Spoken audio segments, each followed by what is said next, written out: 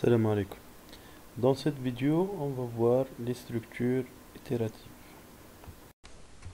Dans cette séance, on va voir la troisième structure itérative, qui est la structure itérative à condition de continuité. Donc on va faire une activité, comme d'habitude. Donc écrire une analyse d'un programme qui calcule le PGCD de deux entiers positifs A et B.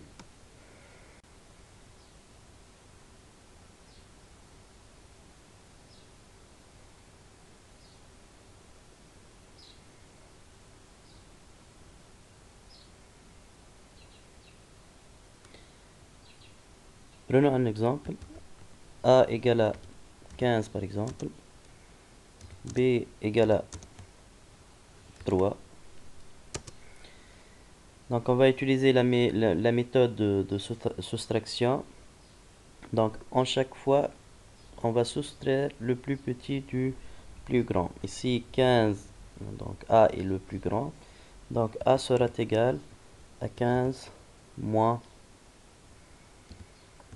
3. Ça fait donc égal à 12. Par contre, B reste égal à 3. Donc de même, 12 est plus grand que 3. Donc A égale 12 moins 3 de nouveau. Ça fait 9. B reste égal à 3. De même, donc A égale à 9. Donc A égale à 9. Moins 3. Donc ça fait 6. B égale à 3. Donc kiff A égale à 6 moins 3. Ça fait 3. B égale à 3. Donc on va s'arrêter lorsque A égale à B. Donc dans ce cas, le PGCD de 15, 3 égale à donc 3. On peut prendre un autre exemple. Donc A égale 15, B égale à 9. Donc le plus grand, donc c'est A. Donc la nouvelle variable, donc A égale 15 moins 9, ça fait 6. B reste égal à 9. Quel est le plus grand ici? Donc c'est 9. Donc on va faire la soustraction de 9 par 6. Donc égal à 3. Maintenant, A reste égal à 6. Quel est le plus grand? Donc A. Donc il faut soustraire A de B. Donc A égale 6 moins 3, ça fait 3. B reste égal à 3. Donc on va s'arrêter ici puisque A égale à B. Donc la conclusion ici, il faut faire la soustraction du plus grand par le plus petit à chaque fois jusqu'à arriver que A égale à B. Mais parfois, si l'utilisateur nous donne A et B sont égaux dès le départ, il faut afficher B. Donc c'est pourquoi on va utiliser la condition avant le traitement. On va essayer d'utiliser une structure itérative où il y a donc la condition avant le traitement. Quel est le traitement itératif ici? Donc si A est supérieur à B, alors A reçoit A moins B. Sinon, B reçoit B moins A. Donc on va utiliser la méthode de soustraction.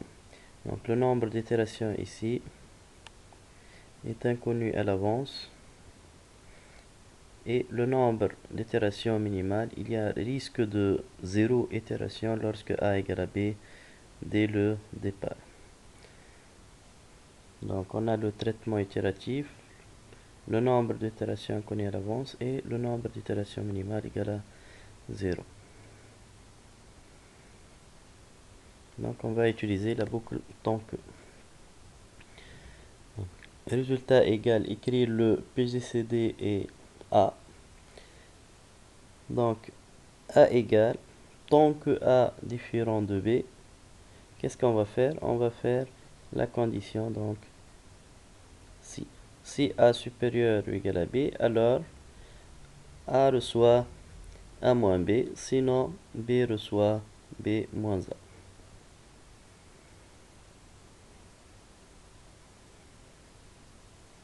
Ainsi, donc, tant que, donc A et B sont deux données, mais il faut faire attention. Doit être A supérieur ou égal à 0 et B supérieur ou égal à 0. Donc si on va faire l'algorithme, donc répéter lire A, lire B, jusqu'à A supérieur ou égal à 0 et B supérieur ou égal à 0.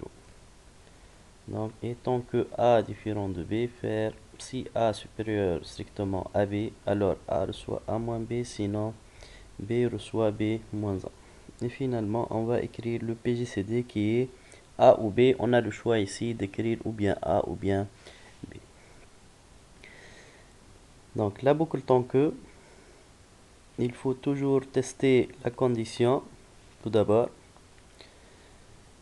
Si la condition est vraie, donc on va exécuter le traitement et retourner à tester la condition une autre fois. Donc on va retester la condition. Si la condition est fausse, qu'est-ce qu'on va faire? On va sortir de la boucle. Donc on va faire autant de fois le test de la condition. Quand est-ce qu'on doit sortir de la boucle si la condition est fausse? Donc on va faire maintenant un résumé ce qu'on a vu déjà. Donc la délimitation de traitement est faite naturellement par les deux termes, la structure tant que et fin tant que. La condition est évaluée avant l'entrée dans la boucle. Condition d'arrêt est une expression booléenne, c'est une aussi condition d'entrée. Pourquoi j'ai dit donc condition de continuité? Il doit y avoir une action dans le traitement qui modifie la valeur de la condition. Maintenant, si on n'a pas la modification de la valeur de la condition à l'intérieur de la boucle, on ne va pas sortir de la boucle. On exécute le corps de la boucle tant que la condition est vraie. Donc, est vrai n'est pas valide. Finalement, si l'expression booléenne est fausse dès le début, le traitement n'est jamais exécuté, donc le nombre d'itérations minimales est égal à 0.